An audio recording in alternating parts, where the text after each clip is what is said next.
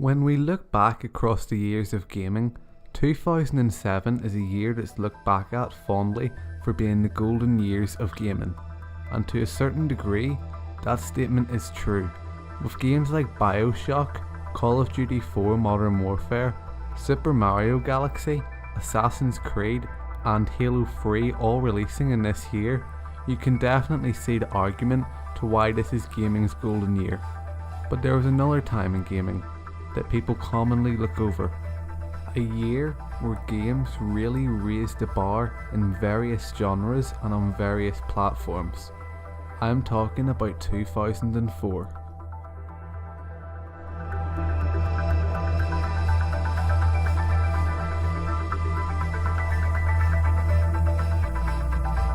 Now I could go on and on about all of the games released in this year, but I'm gonna focus on 3 games in particular that I believe really changed gaming and raised the bar for gaming in the future. Grand Theft Auto San Andreas, Half-Life 2, and Halo 2. These 3 games changed gaming in a bunch of different ways, and I'm going to talk about these 3 games individually and how they impacted the industry, starting with GTA San Andreas.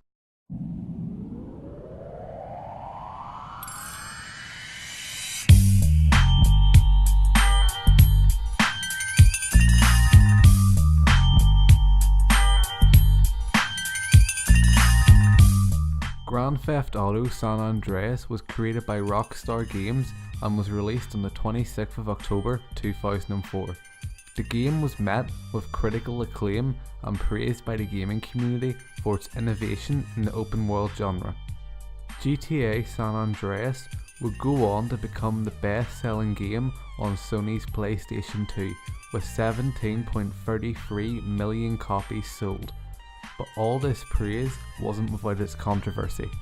It's no secret that GTA San Andreas was one of the most controversial games of its time, and still is one of the most controversial games of all time, with people shaming it for racial stereotyping, for it being too violent, and of course, the infamous hot coffee mod.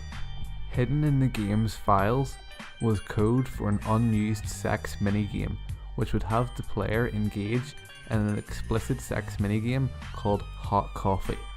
Upon getting found by a 38-year-old modder from the Netherlands, the Hot Coffee mod was released to the world, and a lot of people were not happy.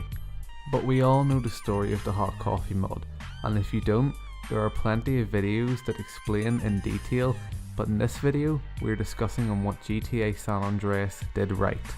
It was the biggest GTA game ever and still has the biggest map in the franchise even up till now. It had plenty of content with a lot of fun cheats to utilise if you ever got bored. GTA San Andreas still holds up today as one of gaming's best and will for years to come. I've been playing GTA San Andreas for well over 10 years now and I never ever get bored of it.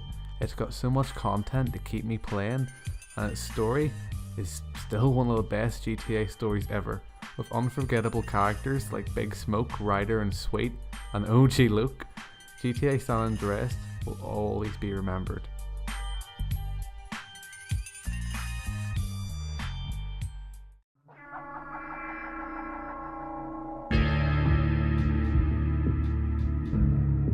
On the 16th of November 2004, a little game called Half-Life 2 was released. Created by Valve and costing over $40 million to develop, Valve really needed this game to be a smash hit. And to no one's surprise, it was. Half-Life 2 still to this day blows my mind. To the amazing physics of the Source engine, and to the stunning visuals of this 2004 game, everything still holds up even to today's standards.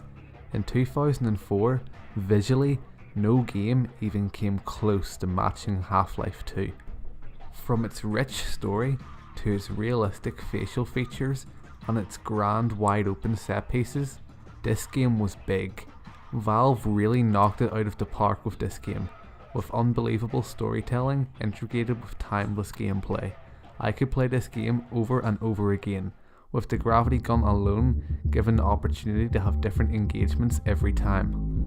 A section in the game called Ravenholm perfectly demonstrates the Source engine, showing that the gravity gun wasn't just used for moving crates out of the way, but you could use it to launch saw blades at zombies' heads. This game was ridiculously fun to play, with its complex narrative and mysterious characters like the G-Man. Very little sequels come out as strong as Half-Life 2. If you bought this game back in 2004, then you really got your money's worth of this game. Every time you played it was a different experience. So many different ways you could kill enemies, different routes you could take. This game is a masterpiece. And thanks to how great this game was, Half-Life has developed a fan following like no other game, with thousands upon thousands of gamers still awaiting the release of Half-Life 3, to which it may actually never even be released, due to a lot of the team that worked on Half-Life departing from Valve recently, like the series writer Mark Laidlaw departing in 2016, alongside various other Half-Life developers. And with the success of Valve's PC platform Steam, it really seems like Valve are pumping all their resources into it instead of creating other games. So it doesn't look like we're going to be seeing a Half-Life 3 anytime soon. But while PC players were excited for Half-Life 2, and the PlayStation players were enjoying GTA San Andreas, Xbox players were eagerly awaiting one of the most anticipated games of all time. They were waiting on Halo 2.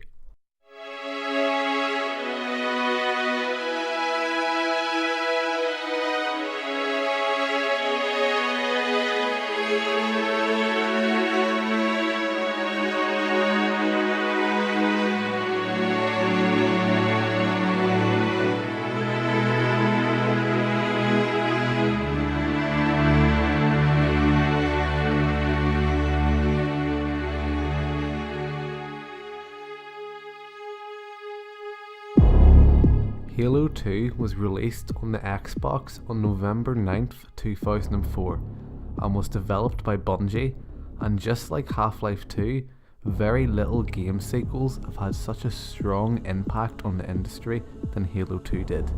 Halo 2 had one of the best marketing campaigns of all time, where at the end of one of the trailers for Halo 2, a website called I Love Bees sent all Halo fans on a massive wild goose chase, sending them to different locations where they would have to find a phone that was ringing and answer questions. They were treated to an early screening of Halo 2. And still to this day, Halo 2's marketing campaign is the best marketing campaign ever. When Halo 2 was finally released, it was met with near perfect reviews. For starters, Halo 2 has an amazing soundtrack.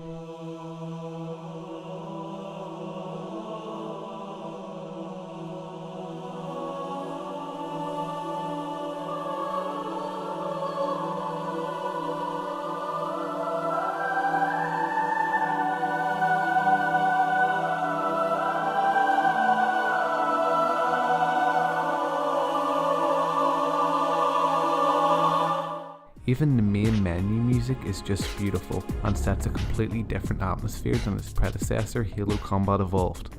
And all of Halo 2's cutscenes look like something out of a movie. With all of its in-depth camera angles and shots, Halo 2 was just a masterpiece of a game. And for its time, the game's graphics were phenomenal, especially for a console shooter. But while GTA San Andreas showed us how big a game could be, and Half-Life 2 showed us how beautiful one could be, Halo 2 showed us just how amazing online capabilities on a console could be. Halo 2 showed its competition how you make an amazing multiplayer game on console. At the time, things like the ranking system were revolutionary, and the success of the game shows over time, as it was the most played game on Xbox until Gears of War released in 2006. Halo 2 is my personal favourite game of all time, and I have such fond memories playing it, memories so amazing that I can't quite put in the words. From its fantastic campaign, to its unforgettable multiplayer, Halo 2 will always be looked at as one of gaming's greats.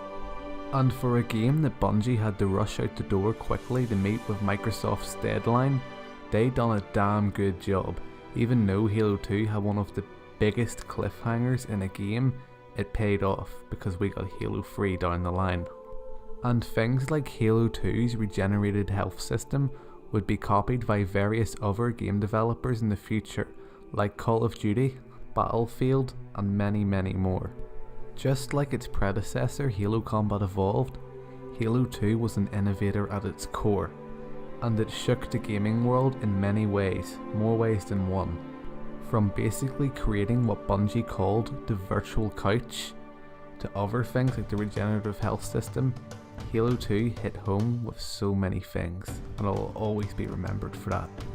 2004 wasn't just a great year for gaming, it was a year that changed gaming.